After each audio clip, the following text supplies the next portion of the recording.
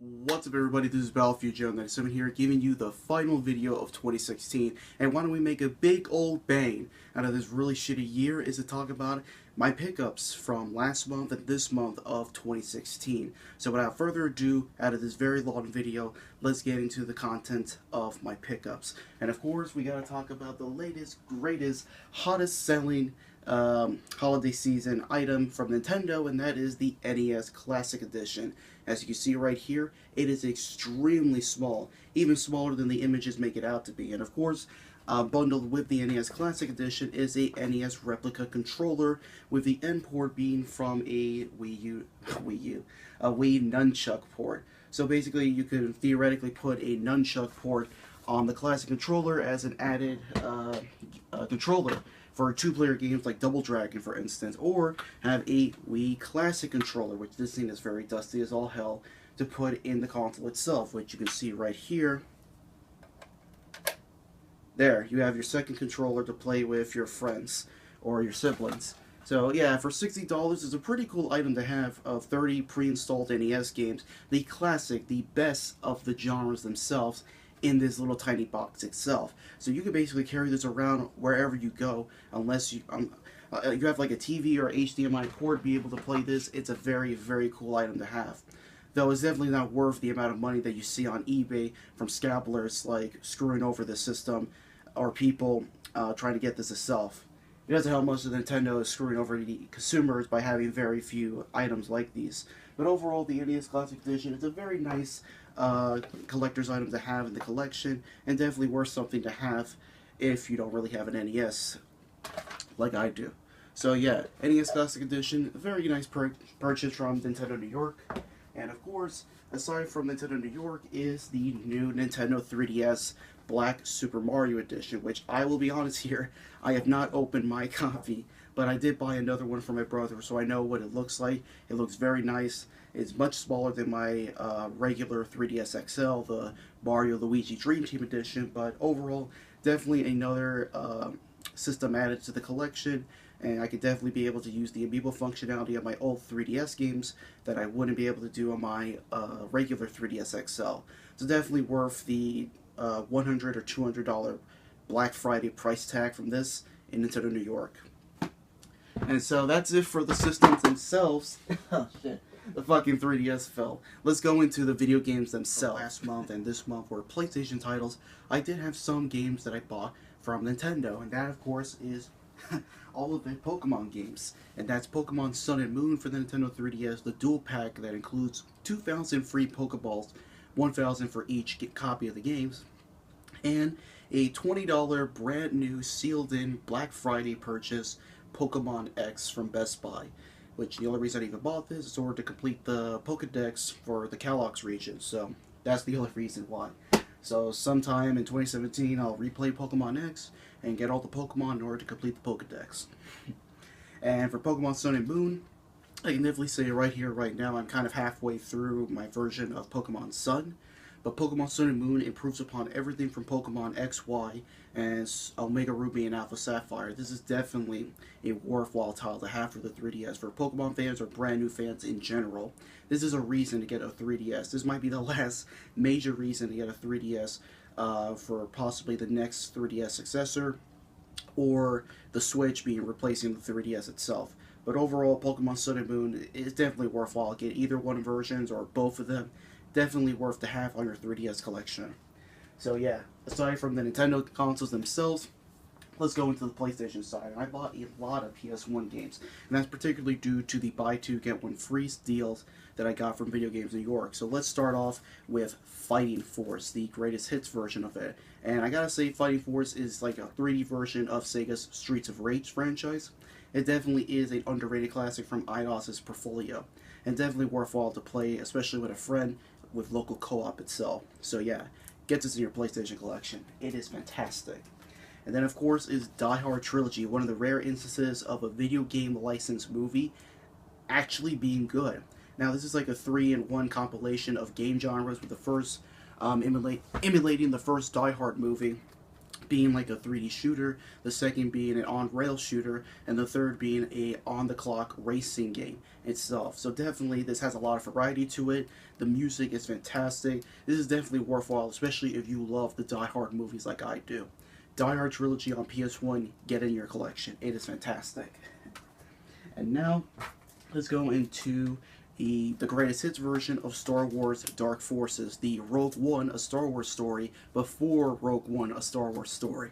And yeah, even though it's kind of is dated and doesn't really play well nowadays, especially with the D-pad on PlayStation, I still bought this anyway because I love Dark Forces. I got it on PC, I got it digitally for my PSP and PS3, but I wanted to at least own a physical copy of Dark Forces itself. Definitely still nostalgic for me to play. And yeah, Dark Forces is like a puzzle-filled Doom version of Star Wars itself.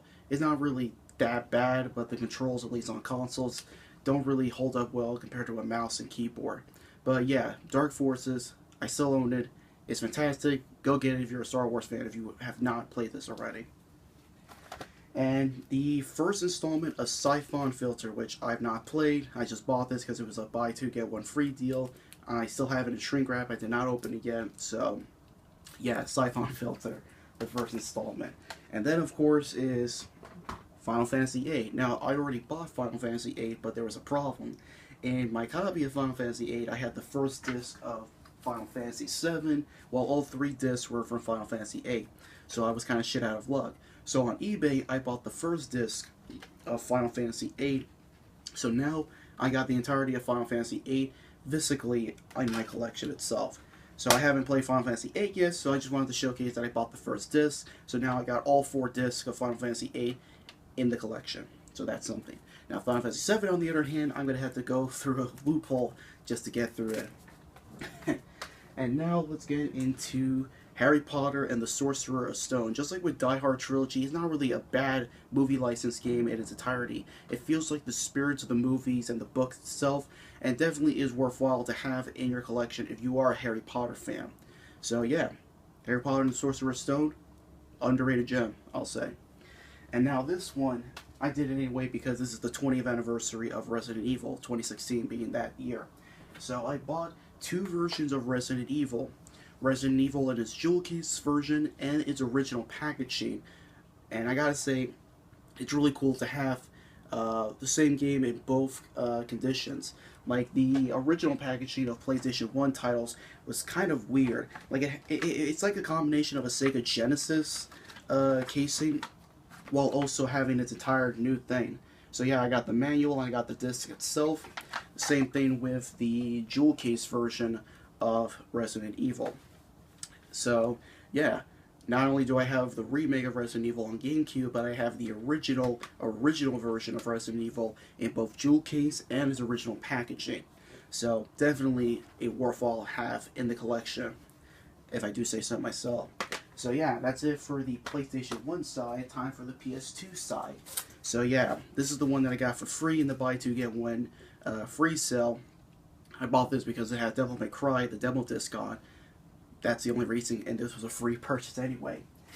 And of course, as a Metal Gear Solid fan, I had to have these, and I saw them in the shelves of Kinokuni, in the shelves of Video Games New York, and that is the Japanese version of Metal Gear Solid 2 Sons of Liberty and Metal Gear Solid 3 Snake Eater. I have not opened them yet, but these are Japanese used complete copies of each game. Definitely own them in the collection. So yeah, I got like, what, 5 or 6 versions of Metal Gear Solid 2 and what, 4 or 5 versions of Metal Gear Solid 3 in my collection. Because why not? I love Metal Gear. It's one of my favorite franchises of all time. So having these Japanese imports in the collection definitely makes it strong. So yeah, that's it for the PlayStation 2 side. Time for the PlayStation 4 side. And man, I bought so many PS4 games compared to how many that I bought in the previous years. It's not even kidding. I have like maybe 9 or 10 PS4 games. And it's insane. So of course, some of them I have not opened yet from Black Friday. So if you hear the shrink wraps of it, it's because I haven't opened yet. But I did play some of them as rentals that my brother got in the mail from GameFly. And that of course is the deluxe edition of Titanfall 2. Now this is one of the games that my brother rented in GameFly, and when I played it, I absolutely enjoyed and loved it. So I bought it anyway. So I gotta say this, Titanfall 2 has to be one of the most underrated shooters of this generation, or this year in particular. This, I haven't played the original Titanfall because that's like one on Xbox One, PC, and I think on 360. But Titanfall 2, wow, the momentum is fantastic, the gunplay is on point, and the story mode is actually pretty good. It's not a throwaway Call of Duty campaign, it's really, really good. So yeah, Titanfall 2, if you have not, get your ass in the stores or download it digitally. Titanfall 2, definitely underrated as all hell. Get it while it lasts. And of course, a regular edition version of Battlefield 1. I played the beta of it and even a rental copy of it. Battlefield 1, definitely much better than Battlefield 4, Battlefield Hardlines. Definitely still isn't the best Battlefield game, but definitely worthwhile to play with a bunch of people that you know. So Battlefield 1, good game. The various edition that EA has is fucking bogus. And then of course is Battleborn. Now I played this back early this year or later or late this year, and I gotta say Battleborn, fantastic. Definitely one of my favorite Souls-like games in the Souls franchise. And yeah, I just want a sequel to this. It's very fucking good. Definitely a fantastic exclusive. Get it while you can. And then is The Last Guardian, which I will admit I only played like maybe 3 hours of here, but I can definitely say it's acquired taste. Like if you didn't like Eco, Ico, or Shadow of the Colossus, you may not like The Last Guardian, but if you did like Eco, Ico, or Shadow of the Colossus like I do, or various other people, then Last Guardian will be up your bow. And it's an exclusive for PS4, so I need to have this in the collection. And of course, as somebody who has been waiting 10 fucking years for this, I had to go all out, and that's Final Fantasy 15, the Deluxe Edition, that not only includes Final Fantasy 15, but it's prologue slash integral movie, Kingsglaive Final Fantasy 15. And I gotta say, the steelbook art of Yoshitaka Anno is fantastic. It is so beautiful, much better than the regular cover of Final Fantasy 15 in both Japan and in the West. And yeah, you're going to have my review of Final Fantasy 15 next month, because I do have a lot of things to say about 15. And then we got Tom Clancy's Rainbow Six Siege. Definitely, just like with Titanfall 2, one of the most underrated shooters of all time. Definitely was under the radar last year and last December. And yeah, just go buy it. Buy it on Xbox One, PS4, or even PC. This is definitely worthwhile to play with your friends. When you got all the mics and all the communications in, you're going to be on point. You're going to be winning matches. You're going to be in the same link. This is definitely worthwhile to have, and definitely one of the best games that Ubisoft Montreal has made in a long time. And by a long time, I mean Assassin's Creed 4. So, get this. And of course, another shooter which I absolutely loved this year was Overwatch, the Origins Edition. Now, I played a bit of it when it was a rental for my brother in GameFly, but Overwatch, definitely a fantastic shooter. Definitely has a lot of charm, a lot of spunk, a lot of personality, like Team Fortress 2. And what more can I say? This game is good. If you haven't gotten it already, or at least tried it, try it out. It's very good. And then, of course, this was a very, very late purchase that I got from Amazon, but I got it anyway because at least it has all the DLC. And that is Star Wars Battlefront, the Ultimate Edition. That, of course, it says in the front title, the front box, it includes all the DLC, including the latest Rogue One, a Star Wars Story DLC. This is the version that should have fucking shipped last year. But, of course, DICE and EA wanted to ship this out, and since it has Star Wars name on it, people bought it like fucking hotcakes. Me, on the other hand, I played it as a rental, or when a brother downloaded it through the PlayStation Store, and I was fucking bored really fast, but at least I got all the DLC. It was on sale, like around $20 or less on Amazon, so I don't feel cheapened. Even though EA or DICE still has my money, I at least got the complete version of it. So, yeah, on point. And for the last game pickup is the Day 1 edition of Deus Ex Mankind Divided, which, of course, I have not opened yet. This is another purchase from Black Friday, but the reason for that is because I want to finish up Human Revolution either on PS3 or on the Wii U through the Director's Cut. So, yeah, that's it for the games themselves. Let's go into the other pickups. Now let's go into the Japanese manga. Now, of course, the English versions of it. Fifth volume of Fullmetal Alchemist, which I have not opened yet because I was busy watching movies and playing Pokemon Sun and Moon a lot, during my workplace. So yeah, this hasn't been opened yet. So hopefully next year, that's a New Year's resolution, open and read the fucking books that I still haven't finished yet. The first volume of Bleach, which of course, Bleach has a lot of stigma nowadays for being pretty bad, but you know, I'm still a fan of Bleach. I still love the characters, even if the final arc was kind of a mess. I still enjoyed certain elements of it. So of course, the first volume of this, along with, of course, the first and last volume of Bleach, the Japanese versions of it. And of course, if you've seen the difference between the American version, the original Japanese version, it put a lot of contrast or some kind of filtering that Finch Media did for the covers to make it a bit more bright. Because this thing doesn't feel like it pops up compared to the English version of it. But of course, I got it anyway because, you know, collector sort of things. And of course, the final volume of Bleach was on sale last month, so I got it anyway, even if the final chapters were kind of a mess. So yeah, the first and last volume of Bleach, Japanese versions of it.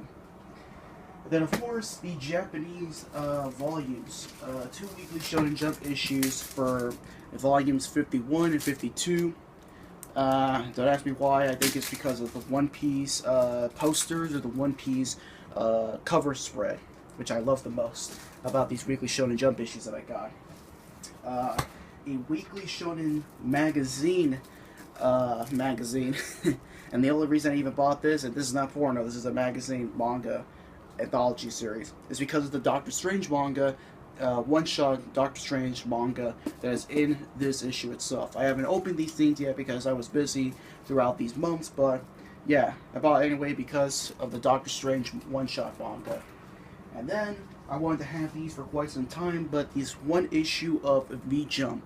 V-Jump is basically merchandise and games galore with certain manga series like Yu-Gi-Oh! Arc 5, Dragon Quest, Dragon Ball Super, the manga, which you can see right here, the manga itself.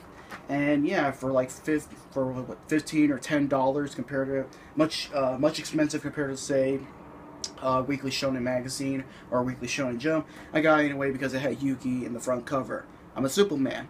I see Yugi in the front cover, I buy the damn book. So yeah, that's about it. For the manga and the Japanese side of things, time for the Blu-rays and the merchandise. And of course, I got these 3 on Black Friday. Batman v Superman, the Ultimate Edition, which I have, I have opened, but I haven't seen it yet. Which I don't know if I want to see it again, but I got it because it was really cheap. Captain America Civil War. This will go well in my Captain America / Marvel marathons. Definitely a fantastic movie. And Creed, a fantastic movie, which I have not opened yet, but I heard is fantastic, and definitely a worthy successor to the Rocky movies themselves. So, yeah, I got these 3 on Black Friday, and certain other purchases. Of course, the following next day, I got Zootopia, pretty cheap for I think $10 or $15. Even though it's on Netflix, Netflix is gonna lose the rights to this title eventually. So I'm keeping this anyway in my collection, just like with Captain America: Civil War. And yeah, Zootopia, definitely one of the best Disney movies of this year, along with Moana, which I can't wait to get Moana on Blu-ray for some time now. And then Black Christmas. I couldn't have a Christmas marathon without having the Bob Clark directed horror film, which of course Bob Clark, if you know him, is the director of the timeless classic A Christmas Story. So this was like one of his earlier movies, and this is a stark contrast to his more popular film A Christmas Story themselves.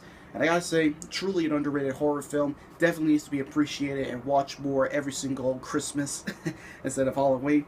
And yeah, the collector's edition from Shout Factory is absolutely fantastic, definitely worth the money that I purchased for this thing. Go get it in your Blu-ray collection if you're a horror fan. And of course, I had to get this because it was on sale on Amazon for like $40 or so compared to like its $70 or $80 price range. That's the Amazon exclusive edition of Cowboy Bebop, the complete series, that has the Blu-ray, DVDs, and all the other goodies and merchandise in this very, very sleek box set. It is fantastic, and I can't wait to open and watch Cowboy Bebop in both English and Japanese on Blu-ray next year. So yeah, that's a pretty cool pickups for the Blu-ray side of things, and in time for other merchandise, like this Link Ocarina of Time amiibo for Zelda's 30th anniversary. I like Ocarina of Time, I like Link. Definitely looks better than the Smash Bros. Version of Link, the amiibo side of things. And yeah, I haven't opened yet because I have no reason to with Amiibos as of late. And of course, I got to have this cute little Rowlet plush, because Rowlet is the best starter of Pokemon Sun and Moon, and you can't say otherwise to me. So, yeah, that's it for my massive November/December Gaming Pickups Plus video. I hope you enjoy. Give your critiques, your opinions, your comments in the comment section below. Like, favorite, subscribe. This is Battlefield Joe 97 here. Have a happy New Year.